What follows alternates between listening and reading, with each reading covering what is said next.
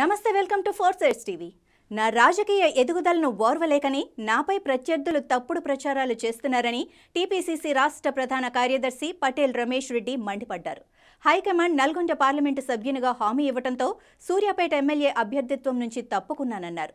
తప్పుడు రాతలు రాసేవారిపై పరువు నష్టం దావా వేస్తానని ఆయన హెచ్చరించారు. రేవంత్ రెడ్డి నా చిన్ననాటి మిత్రుడు, ఆయనకు నా పూర్తి మద్దతు ఉంటుందన్నారు.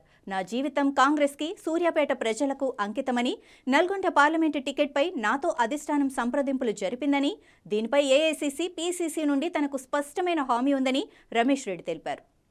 విలేకరులందరికీ నా హృదయపూర్వక నమస్కారాలు. గత 3-4 రోజులుగా నాపై ఏదైతే రాజకీయంగా దుష్ప్రచారం జరుగుతుందో దానిని నేను తీవ్రంగా ఖండిస్తున్నాను. మొన్న నల్గొండకు సంబంధించిన పార్లమెంటు టికెట్ అనౌన్స్ అయిన కొద్ది గంటల వ్యవధిలోనే మరి పటేల్ రమేష్ రెడ్డి పార్టీ మారుతున్నారు, బీజేపీలకు పోతున్నారు, కాంగ్రెస్ పార్టీకి బిగ్ షాక్ అని చెప్పి నా రాజకీయ ప్రత్యర్థులు, నా రాజకీయ ఎదుగుదలను చూసి ఓర్చుకోలేని వాళ్ళు నన్ను రాజకీయంగా పతనం చేయాలని ఒక కుట్రపూరితంగా వ్యవహరిస్తున్నట్టుగా కనపడుతుంది. ఒక పత్రిక తన హెడ్లైన్స్లో నేను పార్టీ మారుతున్నట్టు కూడా ఒక దుష్ప్రచారాన్ని ప్రారంభించడం జరిగింది. దీనిని తీవ్రంగా నేను ఖండిస్తున్నాను. ఎందుకంటే ఎలాంటి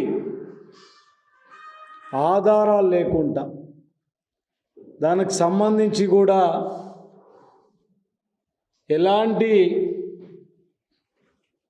కారణాలు లేకుండా ఏది పడితే అది ప్రచారం చేసే ఈ పత్రికల మీద కూడా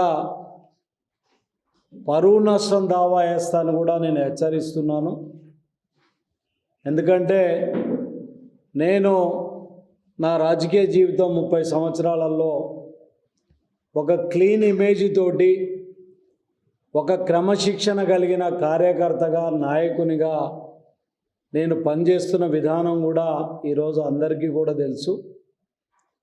ముఖ్యంగా కాంగ్రెస్ పార్టీలో కూడా ఒక క్రమశిక్షణ కలిగిన కార్యకర్తగా, నాయకునిగా మేము ఈరోజు పనిచేస్తున్నాం. మరి ఆనాడు ఎమ్మెల్యేగా ఎన్నికలు జరిగే విషయంలో, టికెట్ విషయం నేను ఆశించినప్పుడు మరి అధిష్టానం కూడా ఒక స్పష్టమైన పార్లమెంట్ ఇస్తామని చెప్పి కూడా హామీ ఇవ్వడం జరిగింది.